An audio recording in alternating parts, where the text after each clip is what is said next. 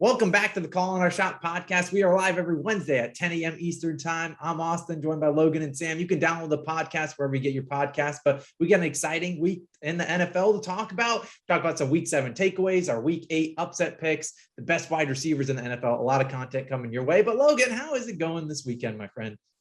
Well, Austin, it's great. And every single time we do these videos, I always just want to give a big shout out to all of you COS people in the community. We just hit the 11,000 subscriber mark. You know what? It's the road to 20K. And you know, we really can't do it without you guys. So it's amazing.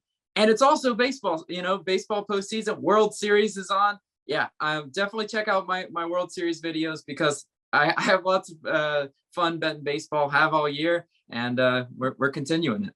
Yeah, World Series game 1 is tonight. We're recording this a little bit before the game officially starts, but game 2 is tomorrow. So you'll be able to look out for Logan's video, probably posted a little bit before this one, but also shout out to our newest 2 All-Stars, COS All-Stars, Darren and Floyd. We appreciate you guys. If you want to be an All-Star, just click the join button on the channel. We really, like Logan said, I can't say it enough. We've gained like over 2,000 subscribers just in October alone. So it's insane. We appreciate you guys for clicking that subscribe button. We got a lot of fun content coming your way today and just every single day. So make sure you're subscribed to the channel. Sam, how are you doing, my friend?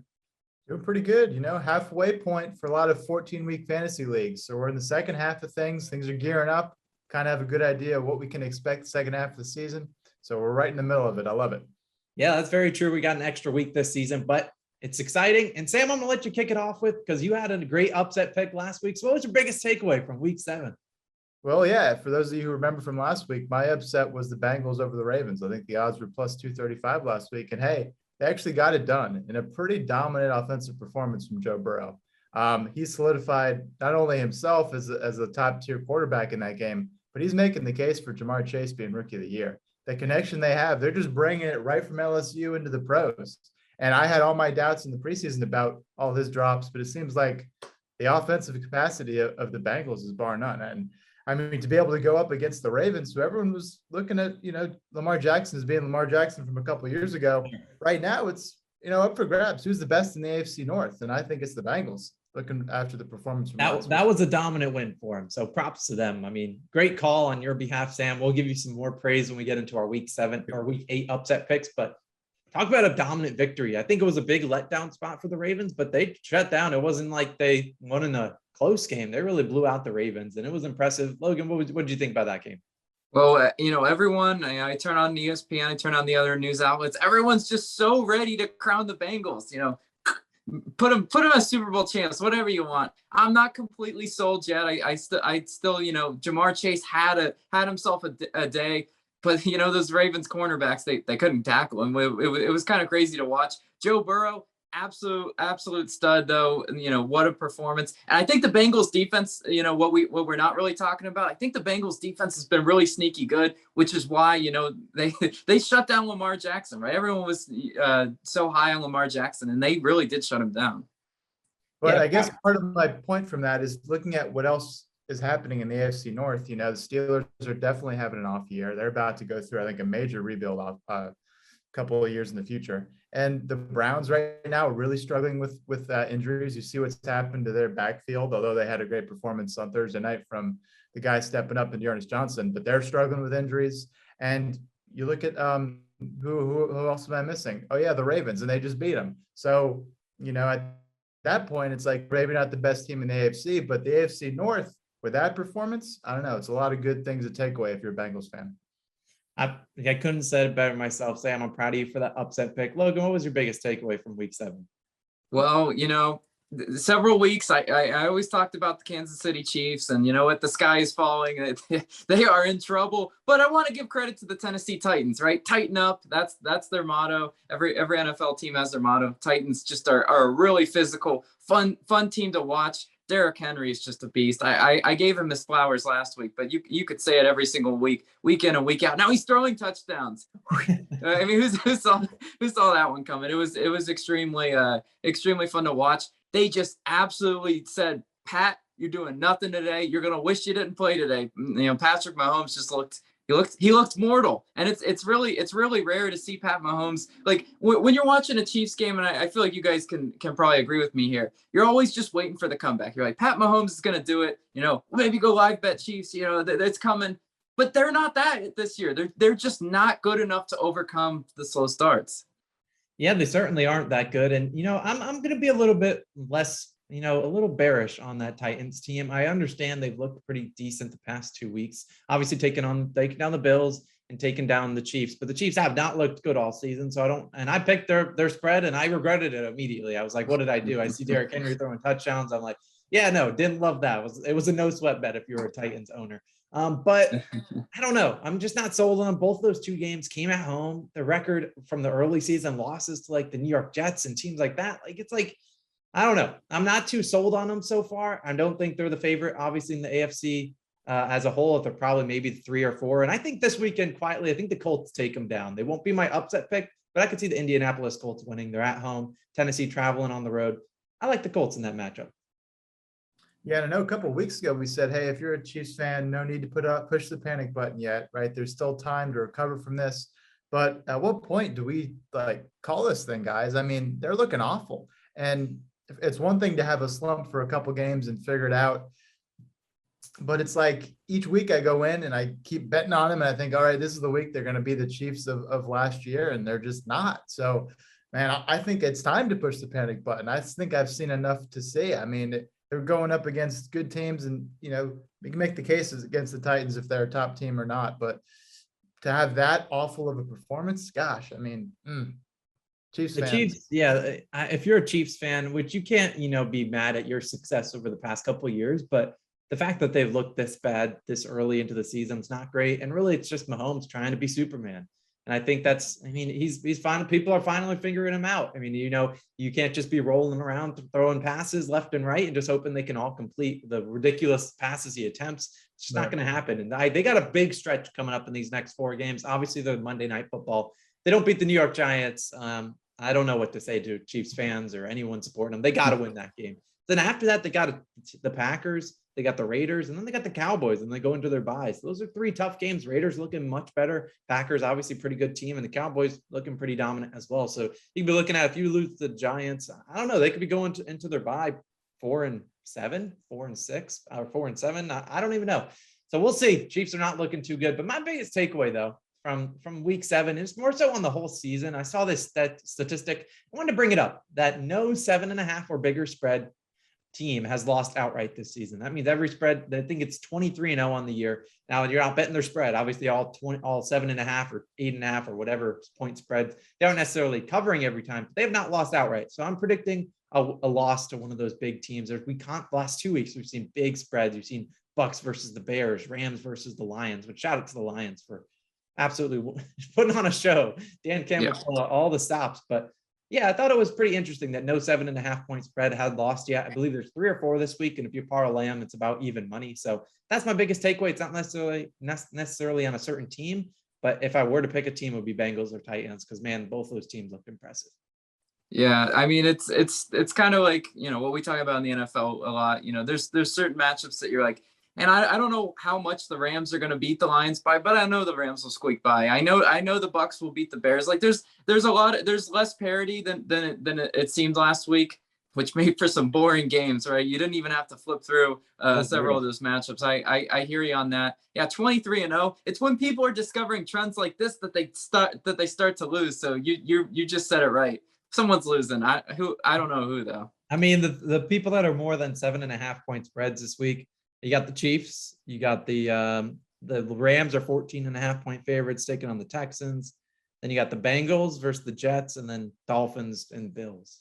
I don't see any of those teams losing. Maybe if the Chiefs lose, I don't think the Chiefs are losing the Giants, but I don't know. We're gonna see, but it's gonna be interesting where this week goes. There's been just a lot of blowout games recently in the NFL. And speaking of blowouts, we'll move on into our best wide receivers in the NFL. And there's been blowouts. There's been players that are absolutely going off this year. So I'm going to let you start, Sam, with your favorite or your best wide receiver in the NFL. I want you to lay down a case for him, and then we'll debate it. Well, I'm going to make the case, and obviously the segment isn't pure fantasy based, but taking a look at fantasy says a lot too, right? And obviously right now, the number 1 fantasy wide receiver, and I think pretty much every league out there, is Cooper Kupp. Now, granted, unlike some of the guys you're going to throw out there, he's not a true number 1 wide receiver 1 deep threat kind of guy. He is a slot receiver who benefits from having a lot of other good wide receivers around him. He's not always getting, number one secondary on him throughout a game. But with that said, he's making the absolute most out of every opportunity that has been given to him. And the chemistry and the rapport that he's been able to develop with Matt Stafford after only 7 weeks is absolutely insane. I pulled this up on my fantasy roster just to show you a little bit of his stats from last games. 10 receptions off 13 targets, 156 yards and 2 touchdowns. His stat line the week before, pretty much identical to that. I mean, he is pushing double-digit receptions in every game. I think he's averaging just about 100 yards. He's already got, 2, 4, 6, 8, 9 touchdowns on the year. He is just putting up prolific numbers. And every week you're like, all right, he's due for a dud. And just each week he just doesn't put up a dud. And he's central. And this is the argument that's separate from fantasy. All right, those are his good fantasy numbers. Not every good fantasy wide receiver is a good wide receiver in the NFL. But he's just central to getting those Rams off to a hot, quick start to the point where teams can't even catch him. I mean, just anything, right? He just destroys the middle of the field and what he can do and what he has developed with Stafford. I'm just so excited to see where this goes in the second half of the season. But come on, give me the criticisms. What do you not like about Cooper Kupp? I'm laughing because I just knew you were going to talk about Cooper Kupp. I just absolutely knew it. We're talking the best. Sam, how did all those fantasy points do for you this week? Yeah, not great when you're playing Antonio Gibson and Aaron Jones. But you know what? I still love to see the 30-burger on the lineup each week. No, look, we're talking best wide receiver in the NFL, and you come in here with some fantasy numbers. Get the garbage out of here. Absolutely not. No. Cooper Kupp, first of all, I'm challenging every defensive back in the league. Go guard that man. Stop disrespecting him. I think they look at Cooper Kupp, and for whatever reason, they don't think he's as athletic or maybe as talented. No, he's really dang good. He's always open, and he's just, look, his route running is against what you're saying. The pushback against what you're saying right there is, yeah, Robert Woods is good, Van Jefferson's good, but those are not top tier guys, right? We're not throwing out DeAndre Hopkins type names. Those aren't the other guys he's sharing the field with. Granted, they're still good wide receivers, but they're not like these A1 locks that their top secondary needs to go to all the time. The fact that he can still expose anyone, this harkens back to when Adam Thielen came on the scene like 4 or 5 years ago, and he had that amazing season. And sure, he also had a great fantasy season. Haters wanted to hate because he's, the short. Everyone knows about the stereotype behind Cooper Kupp. But he's proven all those doubters wrong. And sure, why would a team not at this point come up with something to cover Cooper Kupp? You can't cover the Kupp. His route running, look, his route running is one of his best strengths. Absolutely, bar none, he's a top 5 route runner in the NFL. But look, we're talking best wide receiver in the NFL. And you're gonna let somebody like Davante Adams slip your mind? Come on, man. That is blasphemous. Davante Adams is the best wide receiver in the league, and Cooper Kupp can't even sniff Davante Adams. One-on-one, it's really not even close. They're in a different echelon, and I know anybody listening to this is like, you know what, Sam, you put up a good fight with Cooper Kupp, but you forgot about the rest of the dang league. There's so many more talented wide receivers out there and better wide receivers. Davante Adams, week in and week out, makes all these ridiculous catches, and he is usually drawing very tough coverage. I don't care what you want to say. Adam Lazard, Valdez-Scantling, Tunyon, those aren't players that defenses really care about. They want to try to stop Davante Adams year in and year out, and they really can't. Wait, Sam, you can go. I'll let you. I'm just saying, look, obviously, I think Matt Stafford's a great quarterback. There's something to be said when you have a generational talent like Aaron Rodgers and the chemistry they've developed over years. Obviously, Davante Adams has some intangible, marks that Cooper Kupp can't go up against. For sure. No doubt about that. And his target share on that team is absolutely insane. Like you said, throwing out names like Tunyon. Yeah, that doesn't exactly, merit a lot of confidence for wide receiver 2 through 8 on that team. So you're right. But look, go back to what Aaron Rodgers had with Jordy Nelson, right? He made Jordy Nelson look like an absolute legend and the things that man did on the field. You put him on any other team, Jordy Nelson wasn't that great, right? And his year-long stint with the Raiders did absolutely nothing. That was the Raiders. Come on. I'm not saying Davante Adams on another team wouldn't still be Davante Adams, but it's harder to separate his insane ability from what his chemistry with Aaron Rodgers has been. You've seen Cooper Kupp now do it. He did it last year too, right? He's been that kind of guy for Jared Goff and the years he had now. And this is now only 7 games with a good quarterback, and look what he's done. I mean, I think you're making a little bit of a leap to say they're on absolute different levels. Cooper Kupp can dominate a game, and he has so far this year. It surprises me, when I watched the Rams game this weekend against the Lions, you could exactly see where they were throwing it every single time. And that's what surprised me, because you could see they'll move someone in motion. They'll see if it's a zone or a man coverage, and then they'll just throw it to whoever's running that route that beats that coverage. It's Cooper Kupp's been exploiting the NFL so far this season, but I bet you he doesn't have a great, well, he's going to have a great second half of the year, but he's hit his peak. I think, in my opinion, he's going to go downhill. All you have to do is double team him and you're fine. Make Robert Woods, make Van Jefferson, Deshaun Jackson, Tyler Higbee, make one of those guys beat you, just like teams do to the Packers. They say, you know what, Devontae Adams, we're going to put a safety over high and we're going to put a man coverage on you, and good luck. And Devontae Adams is that ridiculous that he can do it. But I don't think Cooper Kupp's in that same echelon. I think there's other guys like DeAndre Hopkins and people of that nature, but that's not who I'm going with as the best wide receiver in the NFL, because I'm rocking with the rookie, Jamar Chase. And maybe this is a little early, and I'm not going to say he's better and more talented than Devontae Adams today, but I think within the next 3 years, Jamar Chase will be in that conversation. He'll be the number one guy. Now, here's my thoughts. And I understand people were ridiculing him coming into the preseason. You know, he's dropping passes left and right, but I don't know why everyone, even I, was against him. I mean, but if you thought about his time at LSU, we saw how good Justin Jefferson was in his first year in the NFL. Well, Jamar Chase was much better than him in college. He was the guy that was dominant in college with Joe Burrow. I don't know why everyone slept on Jamar Chase, myself included. I'm a big fan of him. He's on an absolute scorcher. He's going to be the offensive rookie of the year unless something crazy happens, but his connection with Joe Burrow is something to be talked about. And I think he will be the best wide receiver in the NFL. Maybe not this year, but in 3 years, I guarantee. No, and you know what? I'm right there with you. I watched those preseason games and like those 6 or 7 drops he had, Everyone and was I wrong. bet against them. I've got T. Higgins and Tyler Boyd in too many leagues this year because I thought those were when I thought, Jamar Chase wasn't going to step up. And he is screwing those other wide receivers out of good fantasy performances. And you're right.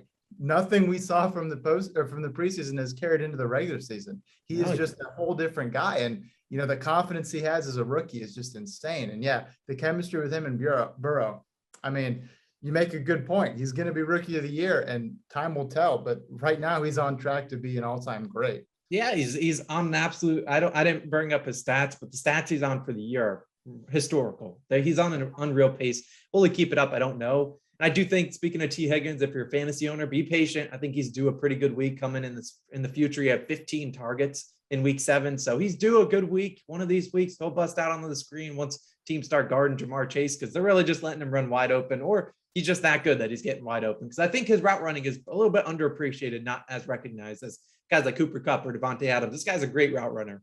And I really love him. I love him. I love the talent. Love what the Bengals got for the future. They're making people that were saying, pick Penei Sewell, improve your O-line. They're making those people look like absolute fools. Look, no, but kind of last point on it, though. What you said, I can't disagree with you about the potential there for Jamar Chase, right? The Burrow to Chase connection. Wouldn't the ceiling be Aaron Rodgers to Devontae Adams type connection? If you look at those two, right, you're like, if they could reach that peak, that would be great. Well, guess what, guys? Devontae Adams is there. He's the best wide receiver, in the league, really hands down. Usually the best in fantasy as well. I think this is a case closed. You guys put up good arguments though for your lesser known commodities. The one argument we actually have against you, because it's hard to make an argument against Devontae Adams, is where's the postseason success been, right? I mean, was he even a part of that Packers championship team that many years ago? I don't think he was. No.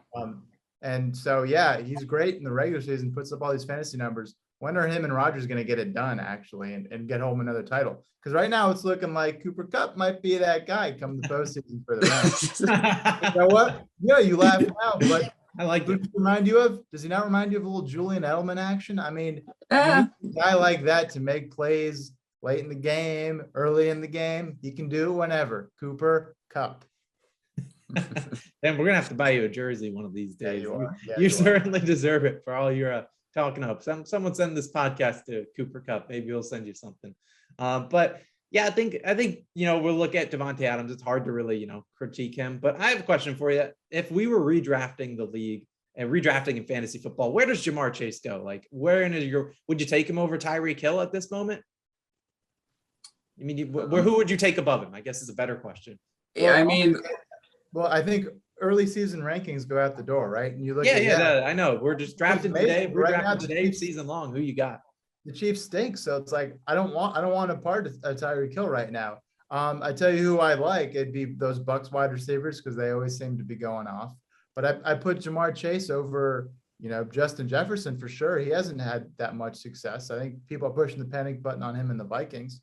Yeah, I mean, honestly, maybe only Cooper Kupp I put ahead of him at this point. No, but honestly, absolutely a top 5 wide receiver right now. If you're going to do a redraft, I don't think there's an argument to be made against that. Logan.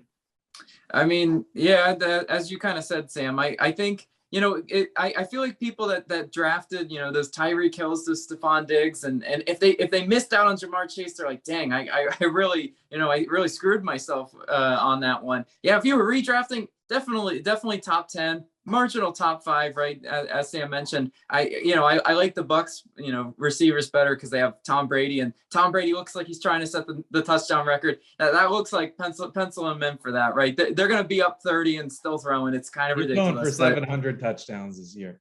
Yeah, exactly. No, that's within reason. Yeah, it's just but you know what? I'm very impressed with what Burrow's doing because Jamar Chase can't throw the ball and catch the ball. A lot of his success does hinge on Burrow being healthy, and I think that offensive line's played a lot better, as far as that offense goes. Yeah, the line's been much better than people expected it to be.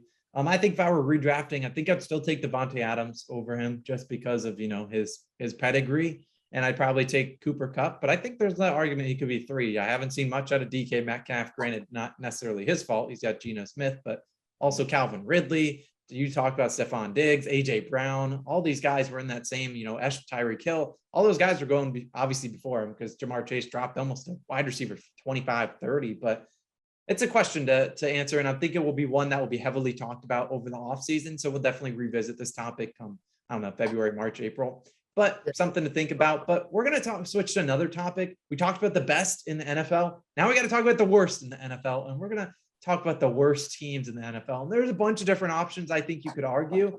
But Logan, I'll let you start. Yeah, you listen up here, right? There's low-hanging fruit in this one. This is one I definitely want to talk about because I talked about, we saw lots of bad football this weekend.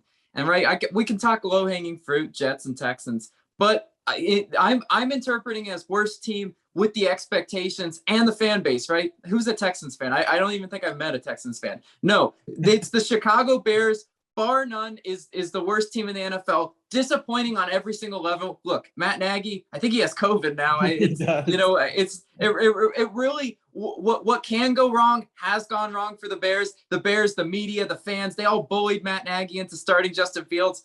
Well, he's just Mr. Turnovers. He really cannot help himself. And I was just like, because the bye week blues were so bad last week. You know what? Talk about dumb fantasy decisions. I was like, let me start Darnell Mooney, right? Maybe there's some garbage time in there. No, the Bears are so bad they couldn't even get any garbage time in that game. It was atrocious. And if you're look, these are professional athletes, right? They're very talented in what they do. They're making millions of dollars. If you look at the defense, they straight up were giving up. The body language told you everything. That team is in shambles. They don't believe in their head coach. They marginally believe in Justin Fields. He hasn't shown a lot. And that team is a mess top to bottom. Well, you're right that they stink. And I keep waiting for Allen Robinson to have a good fantasy game. It ain't happening. Keep waiting. Yeah, I played him last week. I think I made that mistake for the last time too. As did I. You have a point about expectations and yes, blah, blah, blah, blah, blah. But did the Chicago Bears just sign Joe Flacco or trade for him and have to send away a 6th-round pick? No, you team did not. All right. Because who just got Joe Flacco again for the second time in like 2 years? The New York Football Jets. I would like to quote Rich Eisen today, who said, "Things have never been worse for the they've been worse as they've ever been for the New York Jets." And the man has a point, right? One win, which gave you the utmost confidence against the Tennessee Titans. But other than that, absolutely nothing to point to and say, wow, the Jets have been great. franchise rookie quarterback out for the next 2 to 4 weeks with a sprained PCL. That's not great. Mike White, who has 0 career starts, will now be starting against a very tough Bengals team this week. That's not great. You just signed Joe Flacco. What the hell does that do? Because are you trying to win games? I'm not. Oh yeah, and your best defensive player, arguably, and Marcus May is probably going to be out after this year because the Jets don't know how to hold on to anyone in free agency. Things are only going to get worse for the Jets. Sure, you look at their drafts and you say, yeah, they got 2 top 10 picks next year or whatever. But no, things are so bad for the Jets and they're only going to get worse. You looked at their second, this was the second one in with the Patriots this past week, and you said, okay, after the first one, Mac Jones played a little too conservatively, but maybe roles will reverse. Maybe Zach Wilson will learn what he's doing. Maybe it'll be a tighter game. Not even close from the get-go. The man looked awful. Mac Jones, like I said from the beginning, looked like a seasoned vet, like 200 yards, a couple touchdowns. You got to stop. You got to stop. Just no. Give me one. You can point to the Chicago Bears. There's pain here. There's a bad franchise. This is a safe space. Yeah. You can point to things and say, you know what? There's little glimpse of. I like Matt Nagy. I'm sure he's probably going to get fired. You can't point to a single goddamn thing about the Jets and say, yep, I can get excited about that. Not a thing. Come at me. Name one good thing to get excited about for the Jets. Austin? There's not a lot. But what I will say is a positive takeaway. Michael Carter looked decent. He had like 19 touches. He had 8 receptions, like 60-something yards. Finally got him going in the passing game. But I don't think look, that's when you're talking about worst team in the NFL. I could have said the Jets, and I could say the Jags, and I'll wait to give my pick. But I don't think there were high expectations for the Jets. Even as a Jet fan, I was like, Zach Wilson, well, maybe he'll be good. I mean, that was thrown out the window after the first 1 or 2 weeks. So it's not like times have been worse. We've been bad for the last 5-6 years. We've been dealing with Sam Darnold, which Mr. Stacy over here, Logan, gets to deal with right now. So I don't know. Okay. No. Look, all right. So as much as I want to just pile on to the Jets, pity party, Sam, I'll give you a tissue next time for every Sunday for what you have to watch. It's a terrible football product, right? They still do have talent. And you know what? Everybody that's just so down on Zach Wilson and everything, yeah, he's injured. You can't control that. But what is he supposed to do without an offensive line? I draw the parallels. You just mentioned Sam Darnold, and we were talking about Zach Wilson. These quarterbacks can't grow. They can't develop when these two teams when the Panthers and the Jets are not putting any sort of capital, draft capital or any free agent signings in the offensive line. Yeah, even the Bears, they don't have an offensive line either. So exactly. Fields hikes it, and he's got Vita Vea in his mouth. And he's like, well, what do I do? What do I do here? Exactly. I mean, it was abusive. Back on that, the last 2 Jets #1 picks in the last 2 years have been offensive linemen. So I know the injury and stuff like that. We've invested some draft capital in that. That only makes you more depressed as a Jets fan. But I mean, I agree with your logic that there's not even a chance for these teams, right? Yeah, because how can you develop a rookie or try to redevelop a Sam Darnold when all they've ever had is absolutely no success and no game plan from the get-go. So yeah, you got a point there. I mean, you got to think about it. The Jets have not scored a single point in the first quarter. Like that's not a made up stat. That is a legit stat. We have not scored a single point in the first quarter. So is that on Zach Wilson? Or you think about majority of offensive coordinators, they script the first 15 plays. They know exactly what they're running. So the fact that they can't score in the first quarter on scripted plays, it's depressing. The Jets get down big. They were down 14-0 after the first quarter. And then you're just sort of like, you got Zach Wilson or Mike White trying to do something, be a hero like Pat Mahomes is trying to do, because his defense can't stop anyone either. So it's a cycle, and you're not going to win a lot of games coming from behind. I mean, that's how it is in the NFL. And look, I think there's promising takeaways for the Jets. They're a very young team. It's not like they went in all in and got signed a lot of veterans and stuff. They're very young, besides Joe Flacco now. But I liked Quinnen Williams has been decent this year. We're grasping at straws as Jets fans. Let's be honest. And look, I like Robert Saleh's upbeat rah-rah energy, but that'll only last for so long. And there's only so long I can take. Wow, I really love the confidence of Mike White. Bull crap. Before you get tired of that too. In the New York market, you're under the spotlight from day one. At a max, he's got maybe 3 years to prove himself. And if this is his year 1 effort, this is his year 1 showing, gosh, they better draft good next year, because you gotta have some improvement like that. Otherwise, it's more of the same. And it's just the same product with a different face. And it's a lot prettier face than Adam Gase's face. But at the end of the day, it's just as bad football. So All right. Adam Gase is sitting at home thinking, "What did I do? What did I do?" All right, we're cutting the sad boy. Cut me off. Take my money. My worst team in the NFL. I'm riding with the Philadelphia Eagles, and that's because I think that the expectations for them they would be a decent team, and I think they stink. I think they're right at the bottom of the NFL. Think about the teams they've beaten. They've beaten a bad Falcons team in week 1. And since then, they haven't looked good. The only other team they beat was the Panthers by 3 points, and the Panthers look absolutely terrible. So I don't think the Eagles are all that good. They've just got blown out by the Raiders. The week before, they looked decent in the fourth quarter versus the Bucs. But you got Jalen Hurts out there, and I'm as big of a pro Jalen Hurts guy, but he has not looked good. Obviously, just lost Miles Sanders. They weren't even running the ball. The defense is just not looking great.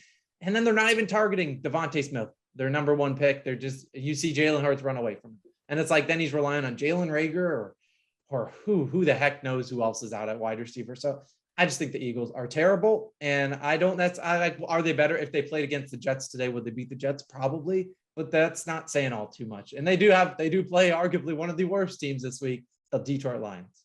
Yeah, I mean, look, as somebody that lives and works in the great city of Philadelphia, yeah, I mean, Eagles fans are right there with you, right? They're ready to put some poo-poo on Nick Sirianni's doorstep, right? They're so sick and tired of that coaching staff already, and they don't have a lot of things. Yeah, exactly. They don't have anything figured out, right? The Eagles look like one of those teams that they don't really have a game plan. They just kind of wing it. Pun intended. But I mean, if you think about it, right? Jalen Hurts has got to show some development as the year goes on. There's something weird. I still think there's some redeeming qualities about the Eagles. I still do kind of like their secondary. I still, Darius Slay's good. I still kind of like their front, four. It's formidable. They got talent to work with, but man, that you talked about it when we interpret this question, right? It's about expectations. The Eagles had some expectations going into this, and this is not meeting them one bit. Yeah, I'm not going to come on here and say the worst team is the Jaguars. Like no one expected them to be 8-8 or 9-8 or whatever. And same with the Lions. People expect them to be bad. You could talk about maybe the Dolphins, whose defenses look terrible, but yeah, the Eagles just have not inspired me. They are not looking good. And same thing as the Bears. They're not even looking that great, fighting for their head coach who just started there. Just doesn't look like a great marriage already, just 7 games into it. Obviously, they could turn around. Jalen Hurts is going to need to turn around if he wants to keep this job past this year. Look, when the top headline for a lot of Eagles fans is when is Gardner Minshew going to enter the game, you have a problem. You've entered. So you're right. Compared against expectation, and you're right, expectation, that NFC East is always wide open every year. So expectation is always playoffs. And yeah, no, they've failed to perform. And so in that regard, I agree with you that they're worse in that category. But you put them up against the New York Jets, and goddamn, Jalen Hurts is going to look pretty amazing. I guarantee you that. I think if the Cowboys lost the rest of their games, they'd still win the division. Is that a hot take? What do they have, 5 wins? I mean, the Giants stink, Eagles stink, the Washington football team all stink. The division's terrible. The Cowboys are just looking good. Oh man, we're gonna move on. We're gonna move on to week 8 upset picks because we're done with week 7. About at the halfway point of the season, and we already talked about it earlier. You guys killed it last week, and we almost had the sweep, and I'll talk about it in a second. Sam, you had the Bengals. Clap it up to that. Great value pick for that one. Logan, you picked the Colts. I had their spread in the video, but you got the outright win. And my pick was the Seahawks. And I'm sorry I let you guys down. They had as good of a chance to win that game. They covered the spread, but Jason Myers missed a couple field goals, went 1 for 3, and that was the difference as they lost by 3. So I apologize. I'll go last this week. Sam, you had the biggest value win, so we're going to let you start this one off. Well, I'm still waiting for my cheese head in the mail. I got a notification saying it would enter the state of Florida, but I still haven't gotten it for some reason. I've been talking a mean game about the Packers all year long, and they haven't really had a, decisive victory yet. Well, they have that opportunity this week. Thursday night, they're going to be playing the Cardinals. Right now, Packers money line sitting at plus 235 odds. And what's the key headline? Well, Devontae Adams is probably going to be out this week with COVID. I think he's got 24 hours to test negative. It's not looking great. So if Rodgers is going to get this done, he's going to get it done without the best wide receiver in football, like we just talked about. He's going to be getting it done with the second best. Right. But with that said, this is one of those decisive games, and I love Rodgers in these moments, even when the cards are stacked against him. I think he actually likes it better when the cards are stacked against him. And at the same time, I'm ready for this Cardinals team to face something a little bit different. And again, on paper, Cardinals look a lot better. That defense is just lights out. But I like the Packers, and I've been talking about the Packers all week. And more than anything else, Logan, what do we like in these upset picks? What are we looking for? We are looking for value. You're looking for value. And so whenever I see Aaron Rodgers at plus 235 value, I'm locking that in. So I'm going Packers over the Cardinals Thursday Night Football. It's Sam. That's a great pick. Last week I loved your pick with the Bengals. That tremendous value. And you know what? Like you said, Aaron Rodgers, he really does he likes a little bit of adversity. I think it has to be a big Aaron Jones game, right? You think potentially missing out Adam Lazard and Devontae Adams. Those two are up in the air. It has to be on the back of Aaron Jones if they win. I'm ready for the Cardinals to come back down to earth a little bit. Love the value, Sam. And if I'm not mistaken, I remember one of those highlight plays for Aaron Rodgers is leading that fourth quarter drive with I don't know how much, 30 seconds on the clock for a winning field goal or touchdown or throwing a Hail Mary. I don't remember the exact thing. It was several years ago, but he's done it before in Arizona, I believe. Maybe you can do it again. We'll talk about this game and give our official score predictions a little bit later towards the end of the podcast. But Sam, great value play. We're all in. Logan, what about you this week? Okay, so you know what, Sam? I like your pick, and it's a little bit sexier than mine. I'm not even going to lie to you, but I am picking the Washington football team plus 140 at Denver Broncos. Yeah, you know what? We're all going to take turns, I swear, picking the Washington football team week in and week out, just because they're always usually going to be underdogs. But you know what? And Taylor Heineke, I trust. You know, Taylor Heineke, right? Say what you want last week. He was a fighter against Green Bay. If it weren't for some potential bad red zone offense in there, I think that final score looks a little bit different. What's really, kind of about this pick too is how bad the Broncos have looked, right? Two teams that started out 3-0, Carolina Panthers, Denver Broncos. Yeah. They're both nosediving. Yeah, they're both absolutely nosediving because teams have figured them out. Look, we say it every year, figure out Teddy Bridgewater, not impressive. And you know what, Dearness Johnson, out of all people, someone that was not even playing in the NFL, comes in and just absolutely rolls over their defense. That's supposed to be their strength. I think Washington has a sneaky good shot on the road to pull off that upset.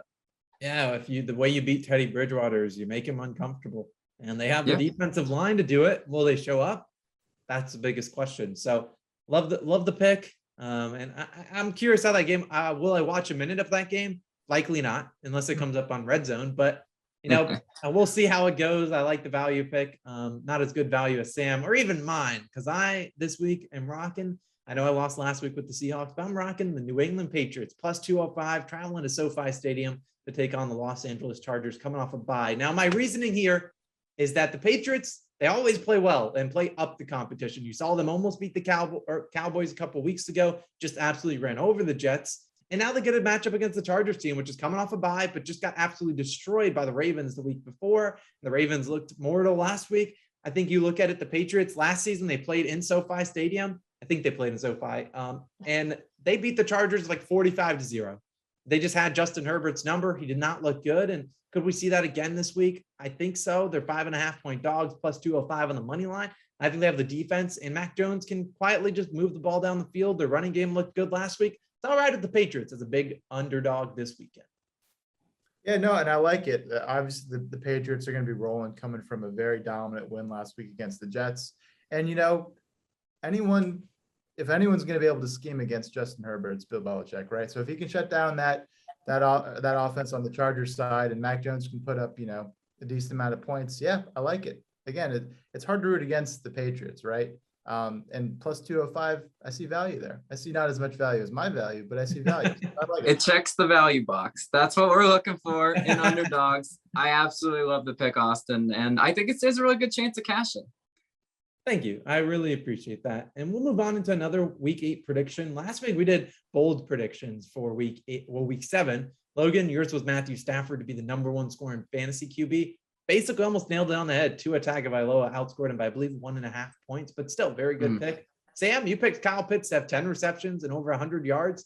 Yeah, he almost had the 10 receptions. He had an absolutely unreal day. He was dominant against the Dolphins defense. So props to you for that pick. We'll count it as a win. And my pick, which was a certified winner, Zach Wilson did not throw an interception. Now, is it a little bit of a cop out? He got injured, maybe, but it cashes nonetheless.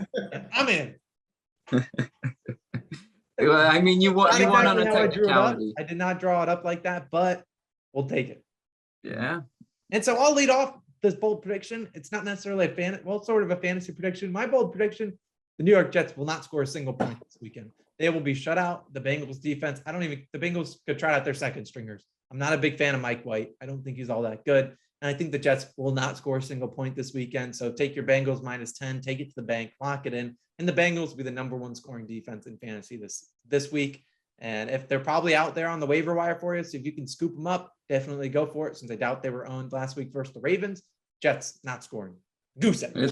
It's bold really to say a team won't even get a field goal up on the board. But if there's a team to do it, it's the Jets, and I wouldn't doubt them one bit. Yeah, exactly. The reason why I don't like that is because the Jets know how to make situations even worse. And what would be even worse right now? Some sort of weird concocted quarterback controversy. Because watch Mike White throw 300 yards, 3 touchdowns. Not going to happen. I like the bold prediction. We've done it before against the Broncos. We can certainly do it again. Oh man, jeez. So I was perusing through my fantasy rosters today, and I was looking at my work league, which I don't take too seriously. It's a work league. What are you going to do? And I noticed on my bench a little M. Thomas, and every week this year, prior to this one, I'd seen a big fat goose egg because the man had been completely out. This week, I saw some points. I saw a point projection. Now, obviously, those things can fluctuate, and you can't take those for fact at all. But if Michael Thomas comes back this week, and it's still early on in the week, we don't have any confirmation on this. If correct me if I'm wrong, there's a chance Michael Thomas could see the field this week. And if he does, I predict a dominant performance. He wants to come out and re-solidify himself as a top 5 wide receiver. He has fallen off the cliff in fantasy and anything this year, as have the Saints, right? He wants to come back, be the face of that franchise, which right now doesn't really have a great identity. I like Michael Thomas, kind of like what I saw with Kyle Pitts. I like 100 yards, I like a touchdown, and I like something like 8 or 9 receptions if he plays, which is a big Michael Thomas. Here, okay. So there's a few boxes here to check. Your prediction is the boldest by far, because we don't even know if your bold prediction is going to play. Right. First of all, check, but boxes to check, right? Can Jameis Winston throw a slant? Check that box. Okay. If as long as he can throw a slant, this is a realistic prediction. I absolutely hate Michael Thomas. As you can see the Panther banner maybe in the background, I cannot stand him. He gets up flexing after a 4-yard catch every single time. He's so obnoxious. And you know what?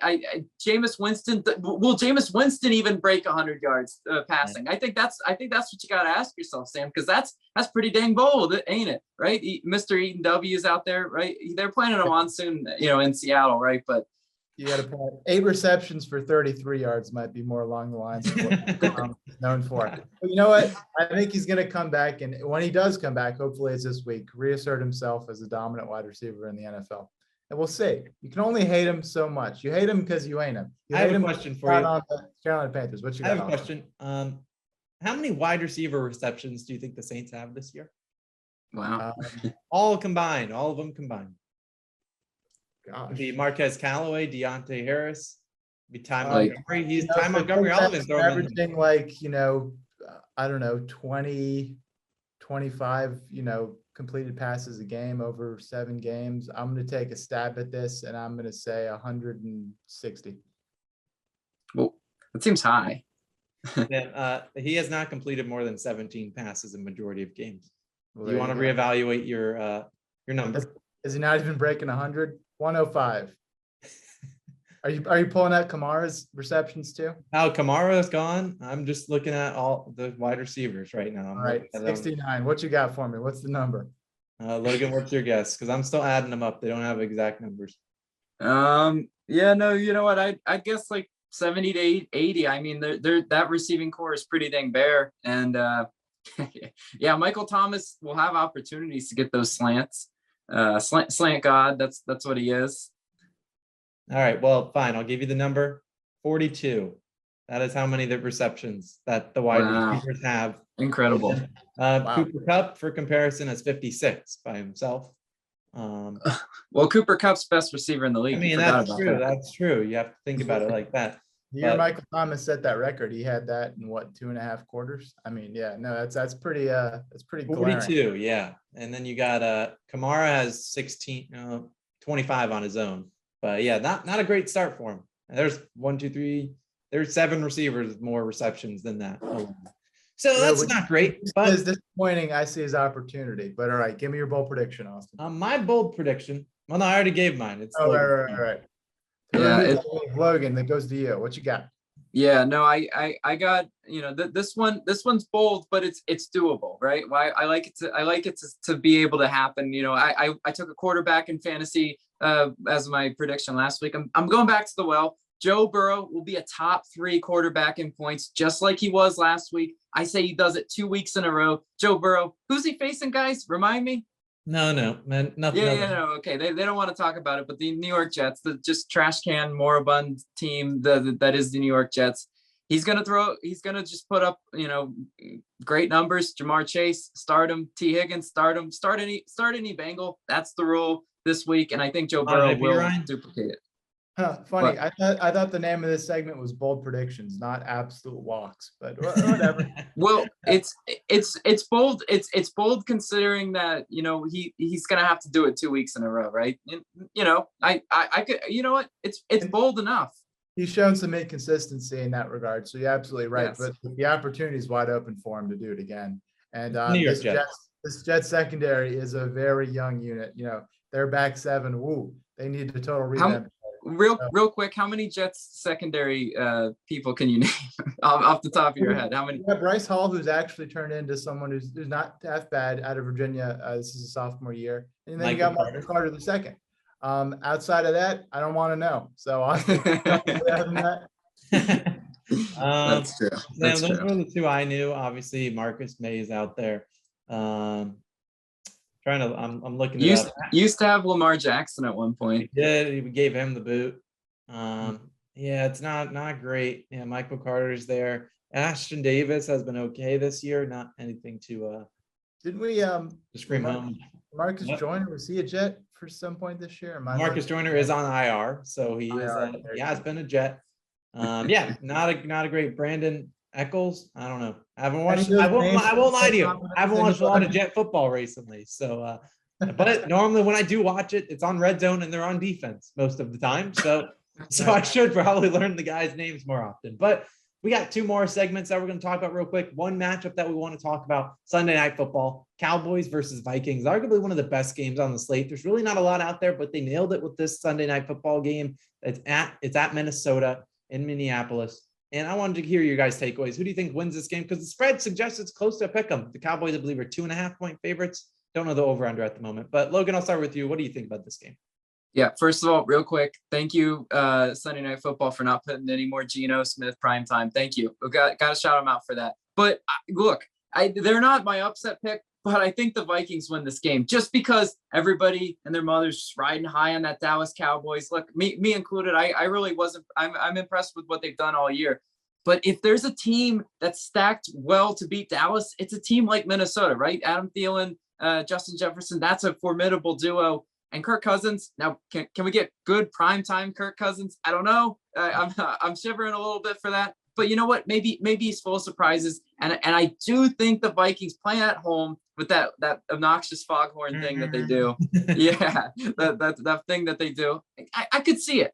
I don't think it's crazy to say Vikings win.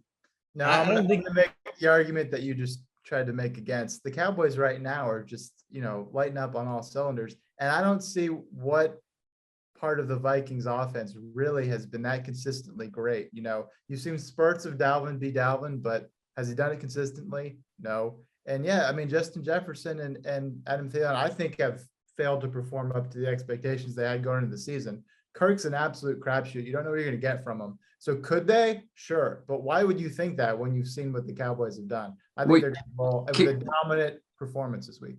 Let me rebut real quick.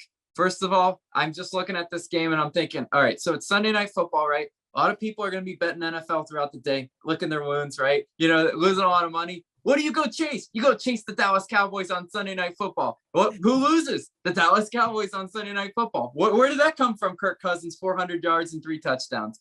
That's how the NFL works. I just want to say from experience, I've chased the Cowboys enough on Sunday Night Football, and they've hurt me before.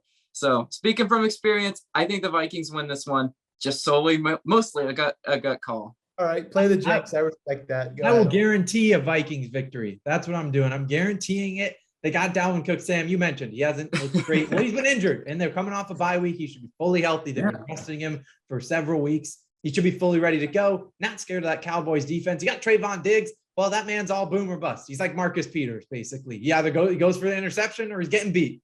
And I don't think that will work too well against Justin Jefferson, Adam Thielen. The two of the better, probably one of the best wide receiver duos in the NFL, definitely within the top 5 or 10. But I think the Vikings had a good chance here. They always seem to show up on Sunday Night Football. I don't know why. They always seem to play pretty well up to their competition. I'm guaranteeing of my Vikings victory.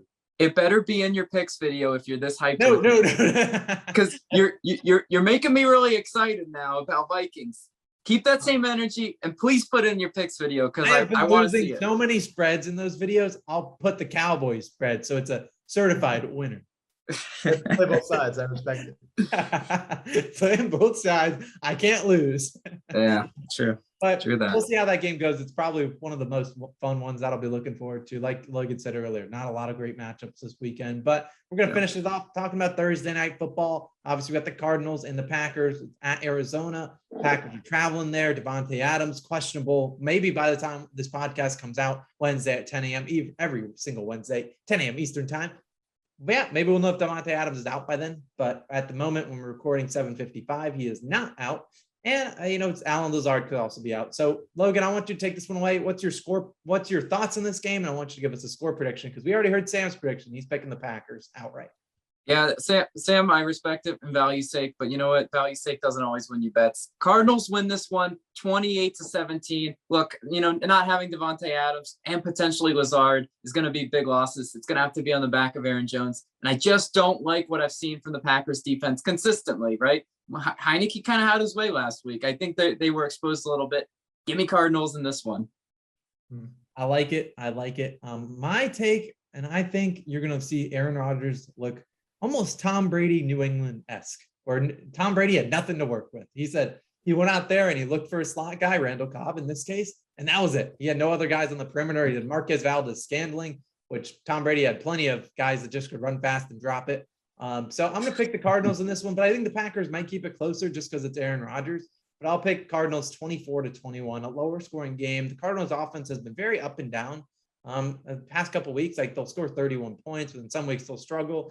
Kyler Murray, some games he's running for his life, like he was a couple times against the Texans. Granted, that game wasn't close; it was the Houston Texans. But I think the Cardinals win this one outright. But I think the Packers give them a run for the money.